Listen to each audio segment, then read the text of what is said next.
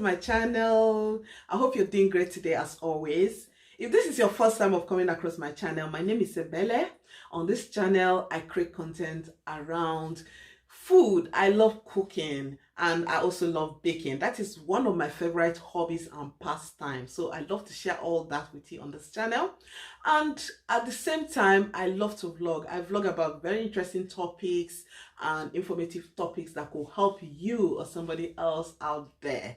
So if it sounds like something you want to be part of and join my family, then all you need to do is click on that red button that says subscribe. Once you have done that, then also click on the button or the notification bell button to get notification anytime I upload new videos. Okay, so guys, this video came highly requested after I did a video about how you can get a job even if you're not a nurse or you're not in medical field, how you can get other jobs that are in high demand because they have shortage of people to fill in that position. How you can get such job living outside the UK and then getting that job to move over here. So if you're interested to know more about that video, I'm going to leave the link for you to watch. But this video, as you have already seen from the title, is for those that have studied nursing, that have nursing degree, that are either working or maybe they haven't got any experience, but they have the nursing degree and they are registered with their nursing association wherever in any country they live.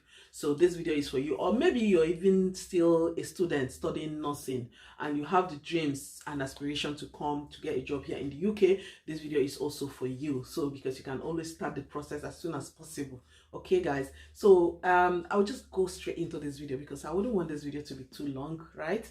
And just get it over and done with. So guys, let's get started. The first step you need to take is to write your IELTS exam. You need to write and pass it. That's IELTS exam. IELTS stands for International English Language Testing System. You need this for your visa and also you will need it for registering with NMC. NMC is the Nursing and Midwifery Council. This is a professional body that regulates the practice of nursing in United Kingdom. So you need to have that in place before you now start. They want you to do this test because they want to be able to ascertain that you can at least speak English. You can speak and communicate very well in English because you know this is an English speaking country, so you have to be able to communicate effectively and also write English. Okay, once you have completed and passed your IELTS exam and that is out of the way, you now have to move on to register with Nursing and Midwifery Council United Kingdom. Basically 3 steps are involved here. First of all, you need to do eligibility and qualification process. Like you have to fill application. This is where they will ascertain if you're qualified. If you're qualified to register with the body. So what you will need for this registration, this part, is you will need your passport for identification, and you have to use a passport that's still within date. Don't use a passport that is about to expire maybe in the next 2 months or so, or passport that has already expired. And again, if your passport and your certificate does not, the names on both of them are not the same for some reason, maybe because you're married or you're divorced for any reason, then you need to upload a document showing why you have changed your name.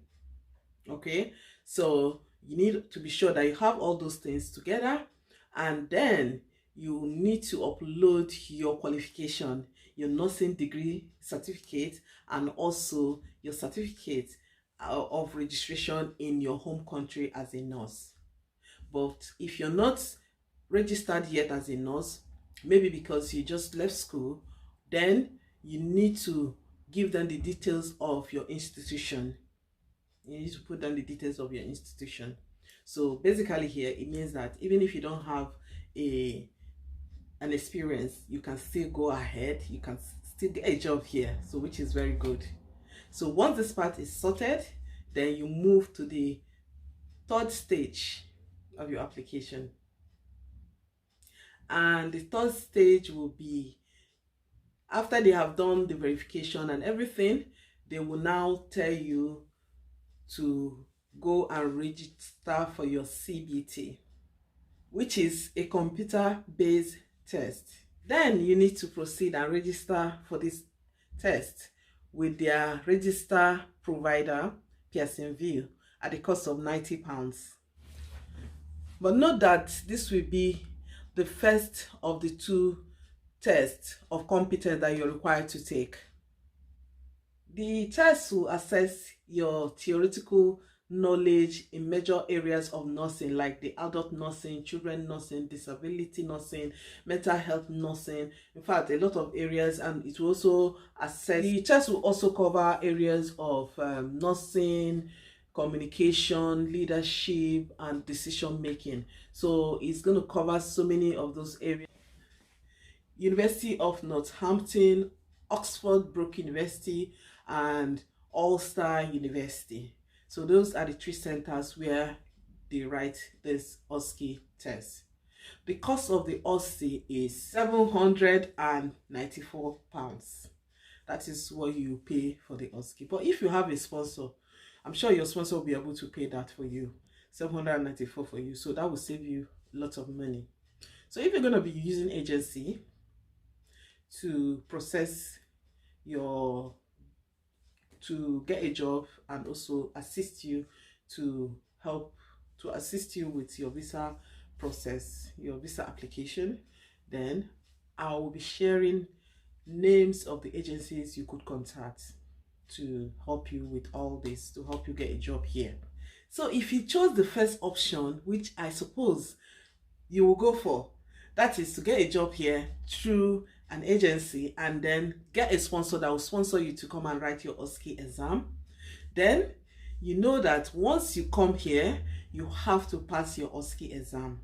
And once you have passed your OSCE exam, your sponsor will issue you with a certificate. And with that certificate, you can now use it to finalize your registration with Nursing and Midwifery Council. In order to complete the final part of your registration, you will provide this following documents. You will need to show that you have good character. You show character evidence. This is to show that you show that you have no prior conviction, you have no you're not exempted from practice due to some kind of malpractice or anything in your home country. So you need to show this evidence, and you have no criminal records prior before then. And then you also need to declare your health condition. Yes, you need to show that you can practice safely and effectively. And for any reason, if you have any kind of health condition or disability, that will not stop you from registering. Here, as long as you can show that you are managing your health condition and your health condition is not going to get in the way of your practice, you are okay. Nobody is going to discriminate against you. But to now provide the English test that you wrote, the IELTS, this is where you need to submit the English test, showing that you're able to communicate and write English, communicate effectively in English. And then you need to also provide certificate of indemnity arrangements. This is a kind of insurance, like when you're working, you need to show that you have an insurance to cover you in case of anything. So you can always arrange that. You don't need to give them a certificate for that, but if you have an insurance, you can fill in your insurance provider information. They will check up and find out about that. So guys, that is all you need, the steps, or that is all the steps you need to take to be able to get a job here, live here, and start practicing your nursing profession. Okay, when you get a sponsor to sponsor you to come and write your OSCE, they are only sponsoring you for that OSCE exam. So for your visa and visa application, that will be your own responsibility. All right, don't forget that. Okay, so and hopefully, yes, I just pray that everything will work out for you. But let me give you one tips.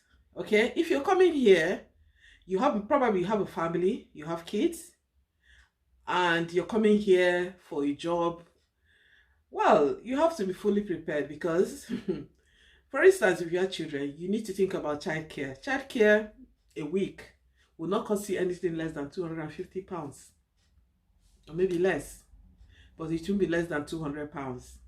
So you have to put all this into consideration. Make sure you do your due diligence so that you don't come and start struggling and get overwhelmed with the things happening around you. Once you're settled, you begin to enjoy all the benefit that you desire. But I will always advise, if it's possible, you just come, settle down first, and then you can know the system and know how you can now program yourself to be able to bring in your family. Okay, that's just my suggestion. No? You can do whatever you choose to do. So guys, I'm really tempted to throw in more tips. So if you're searching for a job, whether on your own or through agents, if possible, avoid London. All right? London is very expensive and will not be easy for you. As a startup, you will end up spending so much money without saving. So the best option is to try other cities. Big cities, I will give you names of some cities that are very big and opportunities are there as well to get a job, but economical in terms of living there. Cities like Birmingham, Manchester, Northampton, Glasgow, that is in Scotland, and even Wales. Except you have a reliable person you can count on that is able to accommodate you here in London. If you're not sure of the person, guys, I just advise you, do your own plans, because people can tell you anything. When it comes to action, you will see another side of people. I am being very realistic with you. So you remember that you're coming to work here, to settle here. You're not coming as a guest. If you're coming as a guest, it's a different ball game. But when you're coming to settle here and think that you're going to be accommodated permanently, or basically until you find your feet, it might not be easy for you. And also know that you don't want anything to affect you psychologically, because if you're not settled and you start having problems here and there, maybe getting accommodation, then it's going to affect your job. And if it affects your job, you might end up losing that job. So make sure that all those things are in place, right, guys? So that's it anyway, video. I really enjoy sharing this information with you, because one of the things I enjoy is to share information that could help somebody, that could change somebody's life. There's nothing as good as, doing your own bits. Okay? And as you have watched this video, please, I will advise you, don't just watch it and ignore it. Share this video. If there's any way you can share it to people to see, right, it will be very, very good for you to share, because you never know who can benefit from this information. A lot of people have been looking for this opportunity. Like I said, when I did that video, the kind of messages I was getting, at some point I'm like, I've shared this information. But after thinking about it, I said, no, if people don't really know that this is going on, this health, this part of healthcare, nursing and everything has actually been going on before even the new rule came into place. So you can imagine, and most people don't know. So if you are getting this information, it's not latest, it's been there. All right?